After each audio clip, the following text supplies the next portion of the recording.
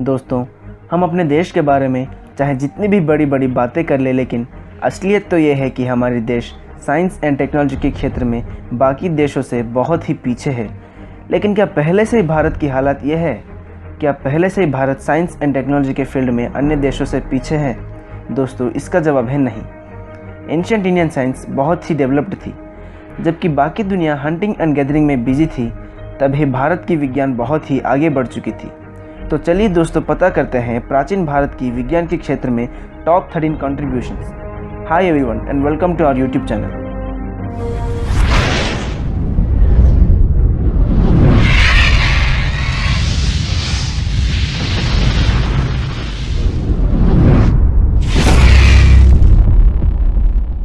Contribution number 1, सूर्य और पृथ्वी के बीच का दूरता। युग सहस्र योजन पर भानु, लीलो ताहि मधुर फल जानू। दोस्तों, ये पद हनुमान चालीसा का एक पद है।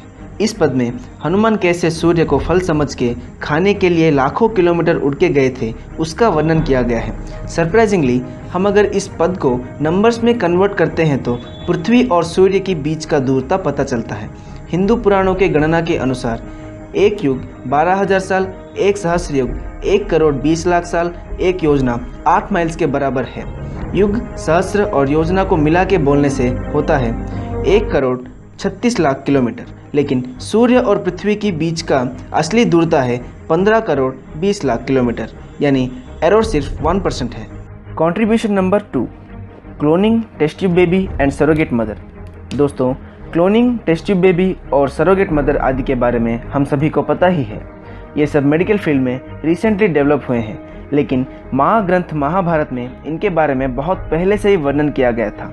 गांधारी ने 100 बच्चों को जन्म दी थी, ये सभी को पता है, लेकिन उन बच्चों के जन्म के पीछे का रहस्य सिर्फ कुछ ही लोगों को पता है। असल में भ्रूण यानी एम्ब्रियो को 100 भाग किया गया था। हर भाग को एक अलग अलग कुंड में वृद्धि किया गया था। हर एक कुंड से एक कौरव ने जन्म लिया। दोस्तों, ये आज की मॉडर्न साइंस की क्लोनिंग से मेल खाती है। उसी तरह कर्ण की जन्म की प्रक्रिया भी टेस्ट ट्यूब बेबी कॉन्सेप्ट से मिलती है। Contribution number 3, zinc smelting process. Distillation process को यूज करके भारत दुनिया में सबसे पहले जिंक स्मेल्ट करने में कामयाब हुई थी, जबकि एंशिएंट पर्शियंस भी ओपन फर्नेस में जिंक ऑक्साइड को रिड्यूस करने की कोशिश में असफल हो गए थे। दोस्तों, राजस्थान की तिरी वैली का जवार दुनिया की सबसे पुरानी जिंक स्मेल्टिंग साइट है। आश्चर्य की बात है, भारत में ये सब 12वीं सेंचुरी एडी में ही हो चुका था। Contribution number 4, theory of atom.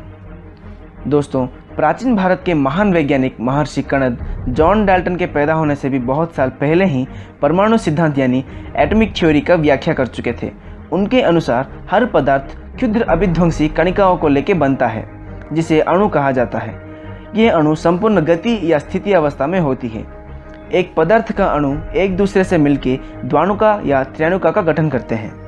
Contribution number 5, existence of solar system.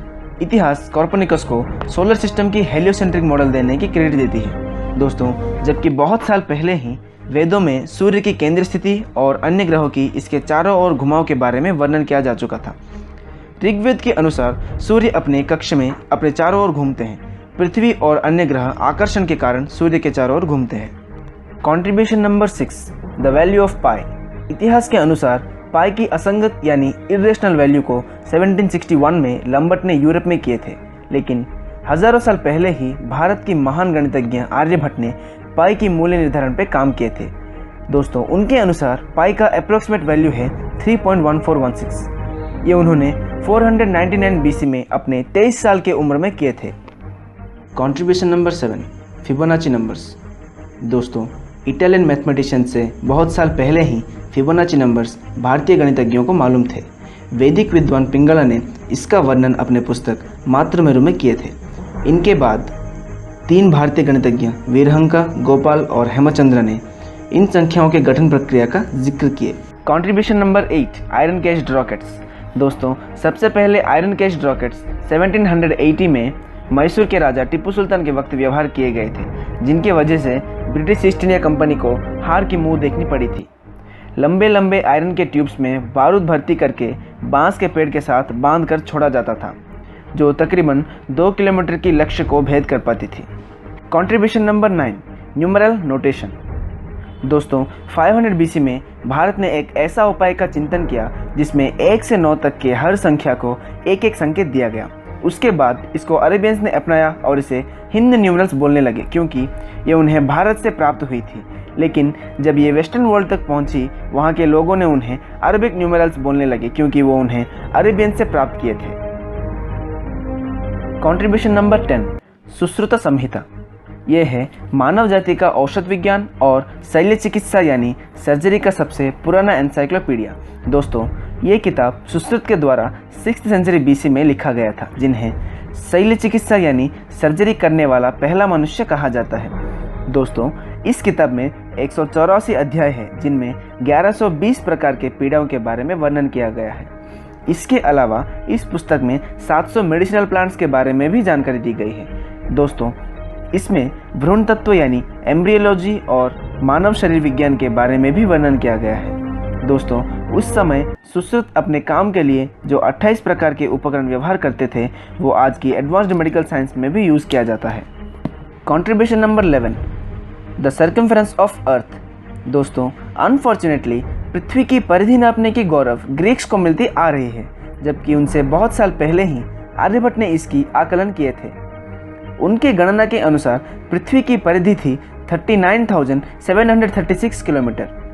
आज की वैज्ञानिकों के अनुसार पृथ्वी की असली परिधि है 40,075 किलोमीटर, यानी एरर परसेंटेज सिर्फ 0.84% है। Contribution number 12, the idea of zero. दोस्तों, गणित शास्त्र की अब तक के सबसे बड़ी आविष्कार है शून्य की आविष्कार। ये महान गणितज्ञ आर्यभट्ट के द्वारा किया गया था। दोस्तों, इसकी आविष्कार के बाद गणित शास्त्र कितनी सरल हो गई थी, हम सभी को पता है। Contribution number 13, binary numbers. दोस्तों, आज की कंप्यूटर एरा में बाइनरी नंबर सिस्टम के बारे में सभी जानते हैं, जो कि कंप्यूटर प्रोग्रामिंग लैंग्वेज में यूज़ होती है।